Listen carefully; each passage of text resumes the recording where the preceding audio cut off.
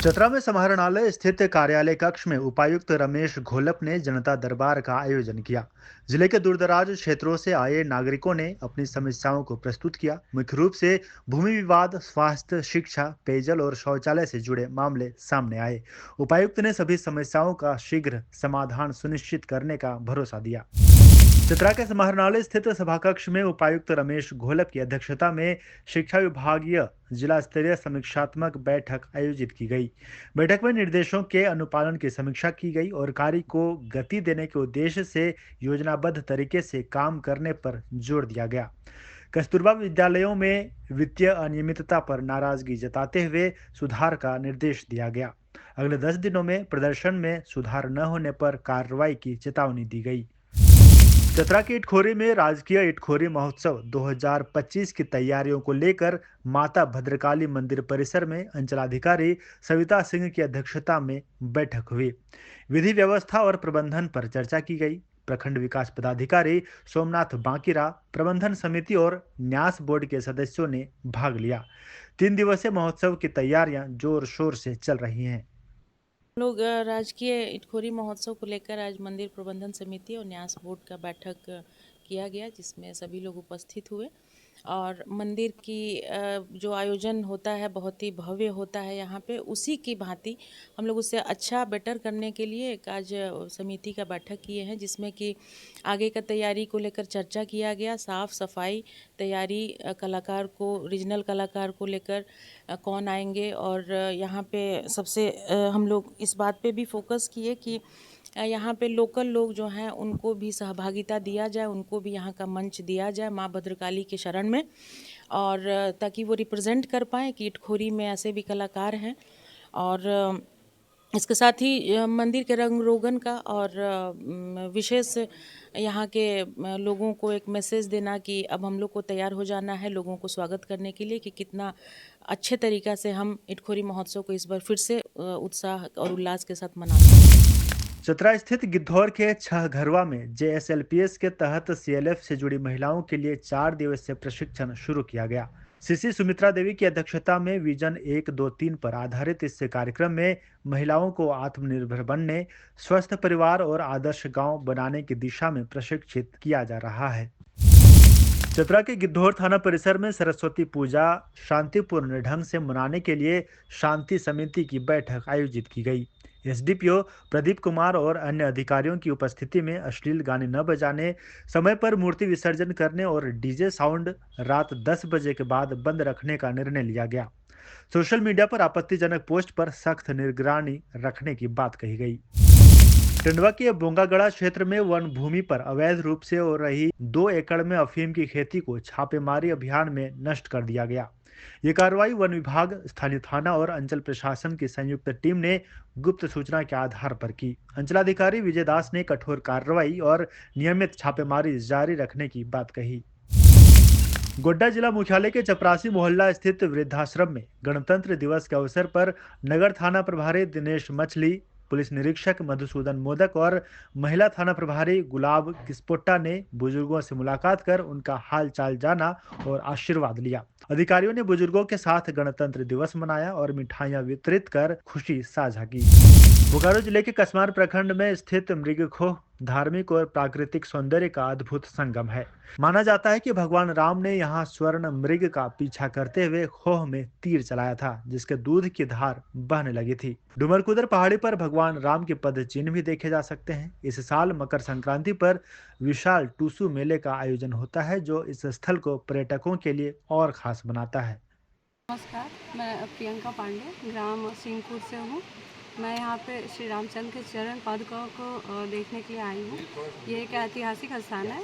रामायण से जुड़े हुए जो कथा है उनसे जुड़े हुए ये ऐतिहासिक स्थान है यहाँ पे, और ये पहाड़ों के बीच में श्री रामचंद्र के दो चरण पादुकाएँ हैं, जिसे देखने के लिए हम आए हैं। लोहरदगा में एक अनियंत्रित पिकअप वैन ने कहर बरपाया, जिससे 2 लोगों की दर्दनाक मौत हो गई और 2 गंभीर रूप से घायल हो गए।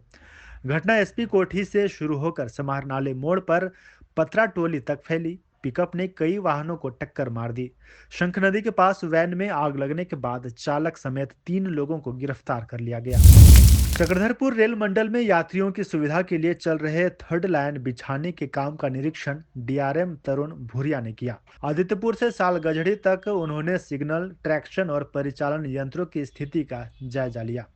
सालगाजड़ी रेलवे क्रॉसिंग पर ओवरब्रिज बनाने की योजना पर चर्चा की गई। काम जल्द पूरे करने के निर्देश भी दिए गए। मोटू पतलू के फेम सौरभ चक्रवर्ती ने गणतंत्र दिवस के अवसर पर चाईबासा का दौरा किया। इस दौरान उन्होंने बच्चों और स्थानीय कलाकारों से मुलाकात की, उनकी सराहना की और मार्च में एक विशेष कार्यक्रम आयोजित करने का ऐलान किया। चक्रवर्ती ने सीजीएस स्टूडियो और शारदा संगीतालय का भी दौरा किया, जहां उन्होंने बच्चों के साथ गाने गाए और खुशी साझा की। चाईबासा के सूचना भवन में 24 जनवरी से 31 जनवरी 2025 तक कलाकृतियों की प्रदर्शनी आयोजित की जा रही है। इस प्रदर्शनी में जनसंपर्क विभाग द्वारा पुराने अनुपयोगी उपकरणों जैसे radio, tape recorder, mixer machine, typewriter आदि से बने सुंदर कलाकृतियां प्रदर्शित की गई हैं। बच्चों ने प्रदर्शनी का उद्घाटन किया और बताया कि कैसे वेस्ट मटेरियल से उपयोगी वस्तुएं बनाई जा सकती हैं। इधर चक्रधरपुर के मोहलडीहा गांव में आपसी विवाद के चलते भतीजे प्रेम सुख हेम्ब्रम ने चाचा दामोदर हेम्ब्रम की धारदार हथियार से हत्या कर दी। रविवार रात घर में खाना खाने के दौरान कहासुनी के बाद प्रेम सुख ने चाचा पर हमला कर दिया। पुलिस ने आरोपी को गिरफ्तार कर हत्या में प्रयुक्त हथियार बरामद किए हैं और शव को पोस्टमार्टम के लिए भेज दिया। सिंहभूम सांसद जोबा मांझी ने आदित्यपुर में पीसीसी सड़क निर्माण कार्य का शिलान्यास किया। यह सड़क आदित्यपुर के वार्ड 17 में टाटा कांड्रा सर्विस रोड से लक्ष्य अपार्टमेंट तक बनेगी, जो कि क्षेत्रवासियों की प्रमुख मांग थी। सांसद ने स्थानीय नागरिकों से संवाद के दौरान जयप्रकाश उद्यान के सौंदर्यीकरण और पर्यटन स्थल के रूप में विकास की बात भी सुनी। पश्चिमी सिंहभूम जिले के मुफस्सिल थाना क्षेत्र में पिता की हत्या के दोषी संजय सुंडी और मनीषा सुंडी को न्यायालय ने आजीवन कारावास की सजा सुनाई। दोनों पर 25-25 हजार रुपये का जुर्माना भी लगाया गया। यह हत्याकांड 18 मई 2021 को हुई थी, जब आरोपियों ने आपसी विवाद में अपने पिता की हत्या कर दी थी। चक्रधरपुर रेल डीआरएम तरुण हुरिया ने आदित्यपुर रेलवे स्टेशन से ट्रेनों का परिचालन शुरू किया। नवनिर्मित स्टेशन भवन यात्रियों को बेहतर सुविधाएं प्रदान करेगा। उन्होंने बताया कि आदित्यपुर से जल्द नई ट्रेनें चलेंगी और टाटा नगर स्टेशन की भीड़-भाड़ कम करने के लिए और भी ट्रेनें चलाई जाएंगी। डायन कुप्रथा के उन्मूलन के लिए गुमला जिला समाहरणालय में कार्यशाला का आयोजन किया गया। उपायुक्त कर्ण सत्यार्थी और पुलिस अधीक्षक शंभू कुमार सिंह की उपस्थिति में आयोजित इस कार्यक्रम में छुटनी देवी ने अपनी प्रेरक यात्रा साझा की। नए कानूनों के तहत डायन कहकर महिलाओं को प्रताड़ित करने वालों को सख्त सजा दी जाएगी। ऐसू नहीं कर कब किया किसको ये करेगा वो करेगा। गुमला के सीएम स्कूल ऑफ एक्सीलेंस में जिला स्तरीय सोशल इमोशनल लर्निंग कार्यक्रम का आयोजन किया गया। कार्यक्रम में समग्र शिक्षा और भावनात्मक विकास पर चर्चा की गई, जिसमें एडीपीओ ज्योति खलखो ने बच्चों के समग्र व्यक्तित्व विकास को प्राथमिकता देने की आवश्यकता पर जोर दिया। मुख्यमंत्री हेमंत सोरेन से कस्तूरबा गांधी आवासीय बालिका विद्यालय पटमदा की बैंड टीम ने मुलाकात की, जिसने नेशनल स्कूल बैंड कंपटीशन 2025 में पूरे देश में प्रथम स्थान प्राप्त किया है। मुख्यमंत्री ने बैंड टीम को बधाई दी और कहा कि इस उपलब्धि से झारखंड का नाम रोशन हुआ है। उन्होंने बच्चों को बेहतर प्लेटफॉर्म देने की सरकार की प्रतिबद्धता को भी साझा किया।